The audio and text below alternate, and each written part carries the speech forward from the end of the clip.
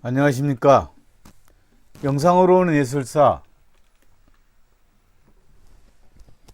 11강 2차 수업을 진행하겠습니다. 이것은 프린트를 보고 싶어하는 학생을 위한 거니까 그 학생이 보도록 하십시오. 자, 이탈리아 음악가에 대해서 한번 알아볼까요? 지금도 르네상스 시대에 대해서 음악에서 이야기를 하고 있죠. 저희들이 미술에 대해서도 르네상스에 대해서 이야기를 했었죠. 이탈리아가 르네상스 문명의 중심지였다 생각하시면 되겠죠. 자, 그것 전에 음악에 대해서 잠깐 알아보고 또 시작을 할까요? 음악이 교류하는 방식을 인정하면 두 개의 상호 주체가 반드시 존재할 것입니다. 작곡가를 창조 주체, 발현자로 한다면 음악 애호자는 청중 주체, 즉 경청자입니다. 작곡가와 청중의 관계는 음악과 주체 세계가 서로 감흥하는 것의 하나의 표현입니다. 결국은 작곡가와 청중이 서로 감흥하는 것이 음악의 교류 방식이라 생각하시면 되겠죠. 차베스, 멕시코 음악가이며 지휘자가 보기에는 작곡가와 청중의 교류가 즉시일 수도 있고 바로 이해할 수도 있겠죠. 아니면 시간이 지나면서 이해할 수도 있겠죠. 또 지체될 수도 있고 시간과 공간을 뛰어넘을 수도 있습니다. 작곡가가 독백하는 것이 아니라 청중을 마음에 품기만 하면 가끔 시간이 오래 걸리고 이해받지 못하는 검역기를 겪어야 하더라도 그의 작품이 대중의 인정을 반드시 받을 수 있게 될 겁니다.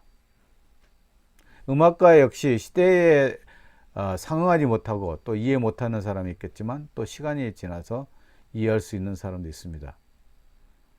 우리 거기 피자 선전하는 사람 누구지? 윤 누군가 미국에서 왔던 아니 윤준수가 아니지. 최근에 어떤 거기 미국에서 활동했던 가수도 바로 슈가만에 나와서 온갖 피자나 또 지금 노래에 많이 나오고 있죠. 그렇듯이 과거에 이해 못하는 학생이 또 못하는 가수들이 또 시간이 지나서 이해할 수 있게 됩니다. 음악이 끝이 없이 보급되고 음악 애호자 단체가 끝이 없이 확대되면서 당대의 청중은 이미 하이든이 처한 시대의 청중과 달리 현재의 청중들이 취미가 다양하고 자질이 같지 않고 양이 방대합니다. 자베스는 이런 상황에 작곡가가 지나치게 청중의 취미를 고려하면 음악 수준이 내려갈 수 있습니다. 물론 청중들이 이해를 못한다고 작곡가가 음악 수준을 낮추게 된다면 청중의 취미를 고려하게 되면 음악 수준이 내려갈 수 있다는 겁니다. 시대의 변천은 작곡가와 청중 사이의 교류를 방해하고 대화를 어렵게 만듭니다. 우리의 모든 행위는 생존의 선물이며 그것이 문자, 음악, 사진, 그림으로 기록되든지 아니면 기록되지 않는 것입니다. 여기서 말하자면 비인간적인 예술을 논할 수 있는 토대를 마련해야 합니다. 그러면 이후 내용의 음악적 새 사조에 대한 토론의 토대가 마련될 수 있을 것입니다. 결국은 작곡가와 청중 사이의 교류가 제대로 진행되거나 아니면 방해된다는 이야기를 하고 있죠. 사람들은 예술의 근원은 모방에 있고 모방하는 것이 인간의 정서와 정감이라고 여깁니다. 중세는 불변의 법칙, 비록 학구성에 대한 대의는 예외일 것입니다. 라는 기록이 있습니다. 멜로디는 노래가 지향하는 이념과 감정을 따라야 합니다. 그때 적막하고 고요함은 평정을 모방하고 유쾌하고 즐거운 것은 희열을 모방하고 슬프고 아픈 것은 애상을 모방합니다. 이 원칙은 모차르트와 18세기 대부분 음악에도 여전히 유효합니다. 적막하고 고요함은 평정, 아주 잔잔함을 모방하겠죠. 유쾌하고 즐거운 것은 희열, 기쁨을 모방하고 슬프고 아픈 것은 애상을 모방한다는 겁니다. 19세기의 가장 극적인 방식으로 공개적으로 예술 고백의 사상을 표명하고 예술은 삶에서 추출하는 것이고 예술 작품은 인류 삶에 대한 일종의 허구임을 보여주었습니다. 20세기가 새롭고 변화무쌍한 시각을 보여주며 이들의 시각은 상징주의인 말라르메, 사티 드비시가 예고한 것입니다. 이들은 강력한 자서전적 예술을 선제 공격하고 생활과 시와 음악이 별개의 일이라고 표명했습니다. 극단적인 순수 예술은 세계를 믿게 만들지만 생활과 예술은 완전히 분리된 두 개의 실체입니다. 그러나 오르테가 가제트는 1925년에 분명하게 표명한 입장이 여전히 유효합니다.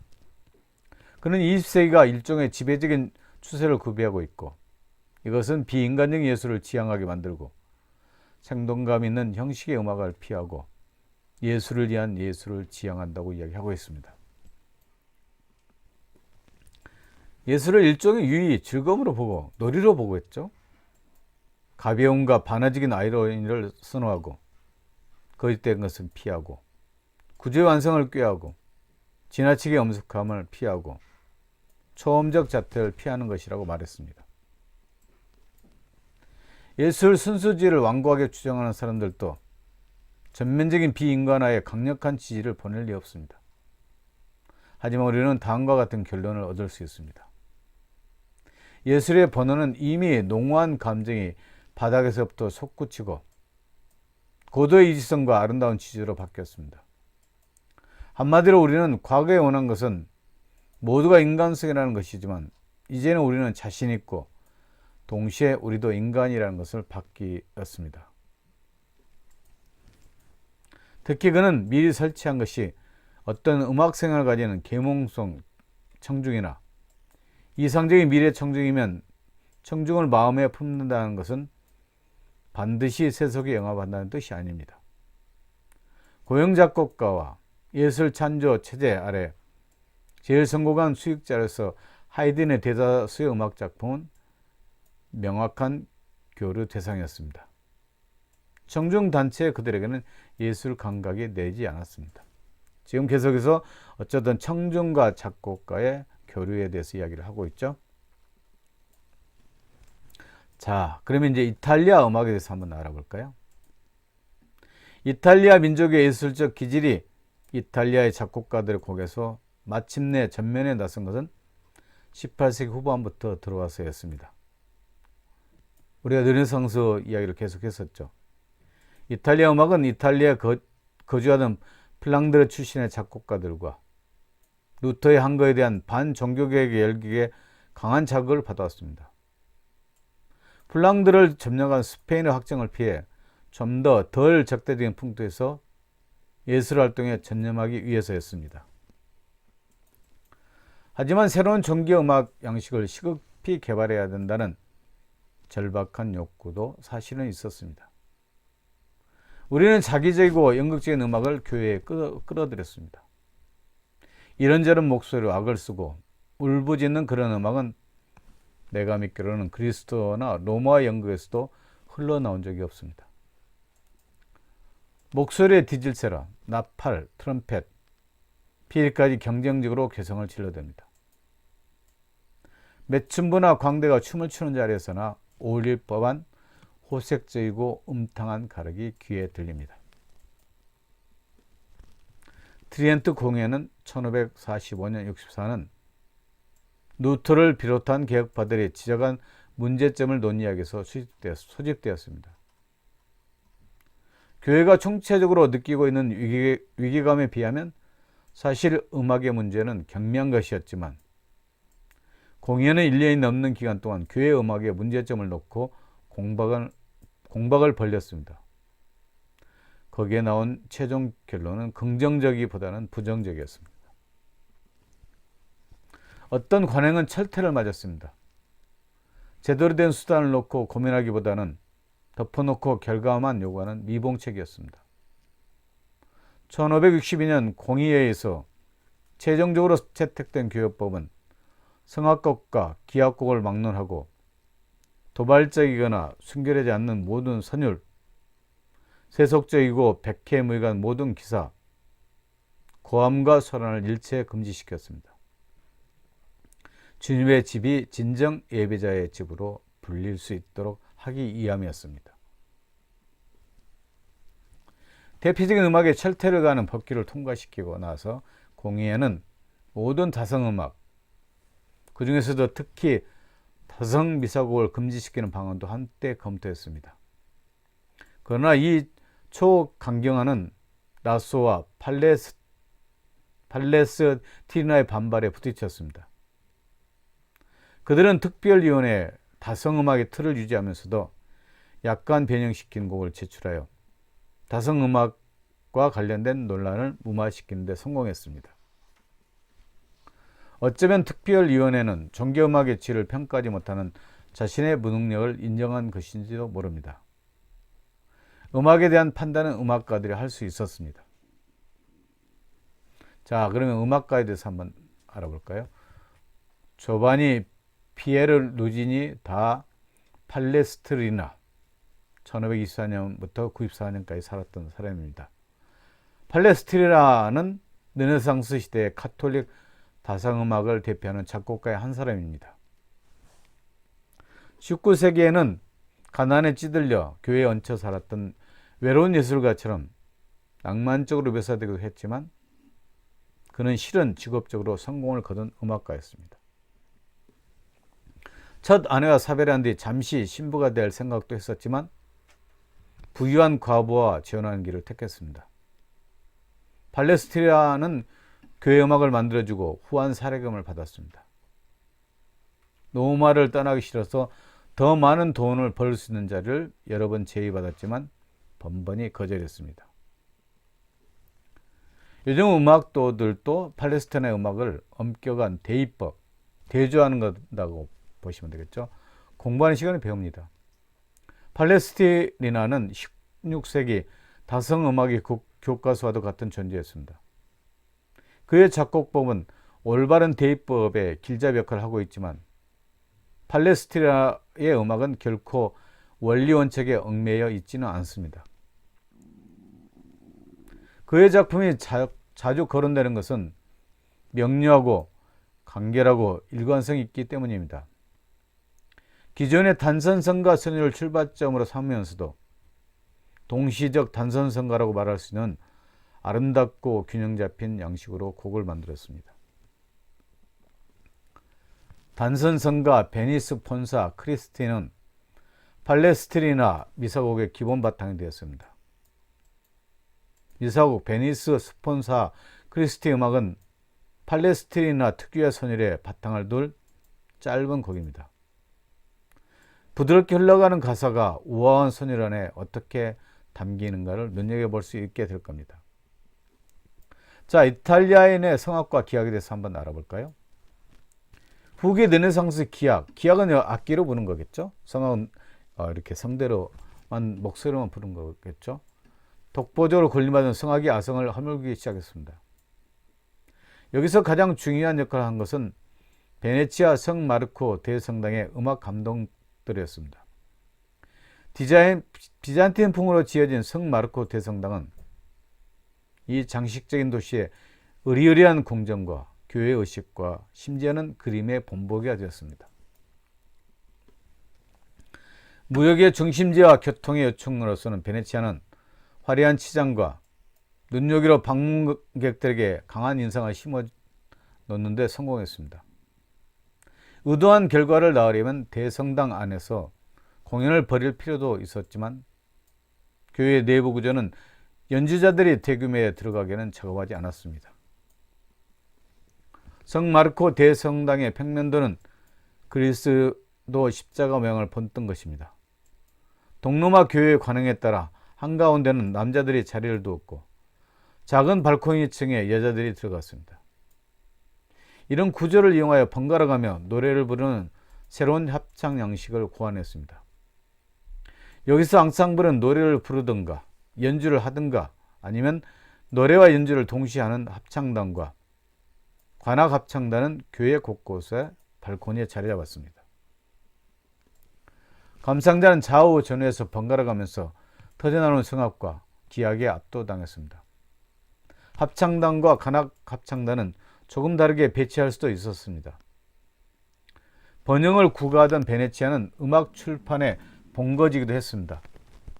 1500년대에는 이미 900만 건이 넘는 책이 찍혀나왔지만 음악 출판을 그런 규모로 한다는 생각은 누구도 하지 못하고 있었습니다. 1457년 악보가 포함된 시편이 마인츠에서 인쇄되었고 1476년에 밀라노에서 미사 전사가 처음으로 활판 인쇄되었습니다. 16세기 말엽으로 접어들면 유럽 곳곳에서 음악 출판이 활발하게 이루어졌습니다. 르네상스 기악은 어디까지나 기능적 역할에 머물러 있었습니다. 다시 말하면 귀족 중심의 궁정에서 펼쳐지던 무용, 연극, 가장무도회, 희가극의 일부분으로 존재했지 자기만의 관객을 거느린 독자적 예술로 자리잡지 못했습니다. 무용과 음악은 예로부터 긴밀한 관계를 맺어왔지만 특히 무용의 세계로 일컬어졌던 16세기에는 동전의 앞뒤처럼 갈라설래야 갈라설 수 없는 끈끈한 사이였습니다. 교회는 오래전부터 무용을 음탕하고 이기도적이라는 이유로 억압했지만 르네상스는 그런 중세의 굴레를 무시하고 사교무용을 만들어냈습니다. 현악기와 관악기의 반주에 맞춰 이탈리아와 프랑스 궁정 남녀들은 난생 처음으로 손에 손을 잡고 민속무용과 인물을 추었고 쌍쌍이 이 인물을 즐겼습니다. 들고 다니기 편한 데다 감미로운 음색까지 일품이어서 류트는 이 시대에 각광을 받았습니다. 류트의 필적한 많은 악기로서는 하프시코드가 있었습니다. 하프시코드는 챈발로, 클라브생, 버지널, 스피넷 등으로 불렀는데 16세기부터 18세기까지는 건반악기 하면 누구나 하프시코드를 연상했습니다. 하프시코드는 모양이 여러 가지 있었지만 대체로 외형은 그랜드 피아노와 비슷했습니다. 채로 현을 뜯어서 나는 하프시코드의 소리는 청아하고 예리합니다. 피아노고는 달라서 하프시코드는 소리의 강약 조절을 하기가 어려웠습니다. 영국에서는 하프시코드를 버지널이라고 불렀는데 이것은 처녀 엘리자베스 여왕에게 바치는 경이였을지도 모릅니다. 영국 음악은 헨리 8세, 에드워드 6세, 메리 여왕 때 발전했고 엘리자베스 여왕 때는 전무후무한 절정의 수준으로 올라갔습니다. 영국의 무력과 경제력, 애국 인재의 영입, 여행자의 증가 등으로 결국 이탈리아 양식은 영국에 동화될 수밖에 없었습니다. 16세기에는 영국 음악사에서 가장 돋보이는 시대였습니다. 튜드 왕조의 종교음악도 훌륭했지만 영국 세속음악 마드리갈 기억해 두십시오. 류트 음악, 버지너 음악, 비올리안 기악곡은 엘리자베스 시대를 풍성하게 가꾸는데 큰 역할을 했습니다. 자, 그렇다면 영국의 세속음악에 대해서 한번 알아볼까요? 영국의 마드리갈은 대개는 4개의 성부를 갖는 반주가 안 딸린 세속 합창곡입니다. 영국의 마드리갈은 다성 양식과 화성 양식의 조화를 지향하는데 명랑한 곡도 있었지만 구슬픈 곡도 있었습니다. 마드리갈은 영어의 음과 리듬, 뜻을 가지고 노는 데서 느끼는 순수한 기쁨을 제공해 주었습니다. 마드리갈 작곡가들은 자연어의 리듬을 좋아했습니다. 그들은 또 의성어, 두음법, 의규, 은유직유를 가지고 장난하기를 좋아했고 동시에 두 가지 뜻을 나타내는 단어를 찾는 데서 즐거움을 만끽했습니다. 세 가지 뜻을 나타내는 단어라면 더 좋았습니다. 그들은 자연음이나 단어의 뜻과 소리를 흉내내고 암시하고 묘사하는 뛰어난 마드리갈 곡을 만들기 위해 단어 그리기라는 독특한 방법까지 고안한 정열가들이었습니다. 목가적 마드리게에서 작곡자는 티르시스, 아직도 자느냐? 라는 질문을 조용히 던집니다. 그리고 티르시스가 기운찬 목소리로 일어날 때까지 그 질문은 계속됩니다. 뻐꾸기의 울음이 모방되고 양치기가 되는 일이 하나도 없어 제발 좀 건드리지 말라면서 한숨을 내쉬며 음악도 한숨을 내뱉습니다. 그 녀석 런던으로 돌려보내자는 가사가 자꾸자꾸 반복되면서 마드리가는 힘차게 끝을 맺습니다. 오페라는 물론 피렌체에서 르네상스 시대에 만들어졌습니다. 오페라 피렌체 시대에 만들어졌다고 생각하십시오. 피렌체 카메라타로 열려진 일군의 인문주의자들이 고대 그리스 음악을 재현하는 모임을 정기적으로 가졌습니다. 그들은 먼저 그리스 연극에서 어떤 노래가 불러졌을까를 상상하려고 했었습니다. 거기서 악기 반주가 딸린 낭독조의 독창을 생각해냈습니다. 이것은 말에 가까운 레치타티보와 서정적인 아리아로 정착했습니다. 마드리갈처럼 오페라도 영국으로 전파되어 헨리 퍼셀 같은 위대한 오페라 작곡가를 낳았습니다.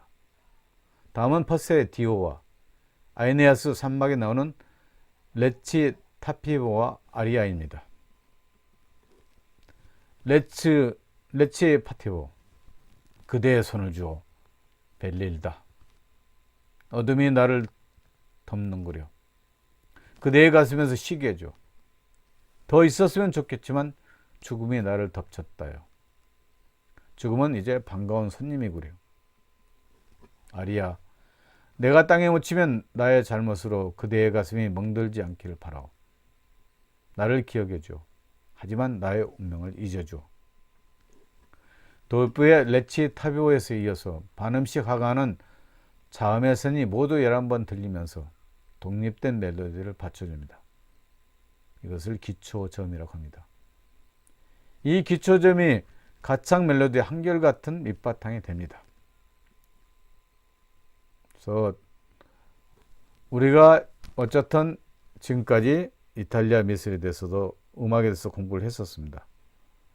그래서 이탈리아 음악이 뭐 여러분들한테 와 닿을지는 모르겠습니다. 그럼 잠깐 더 한번 우리가 가장 중요한 것들을 한번 볼까요?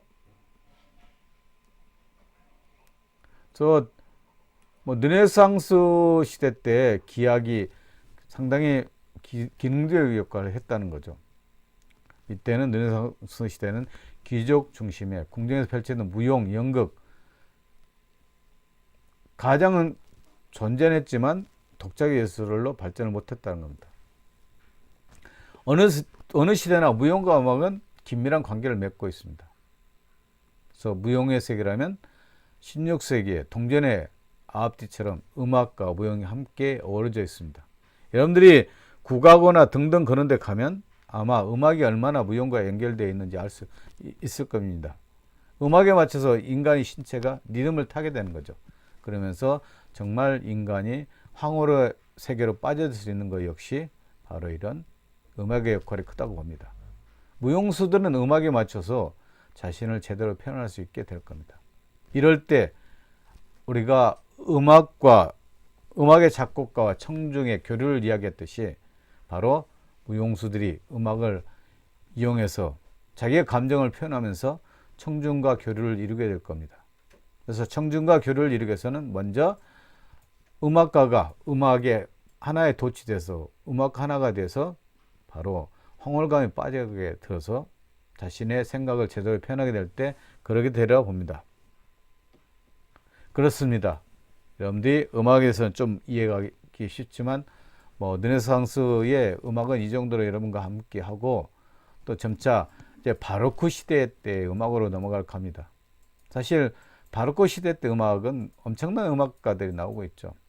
봐도 바로크 시대에 나옵니다. 한번 기대하시고요. 이탈리아 예술은 상당히 생각보다 음악이 쉽지가 않죠. 여러분도 익숙하지 않기 때문에 그렇다고 봅니다.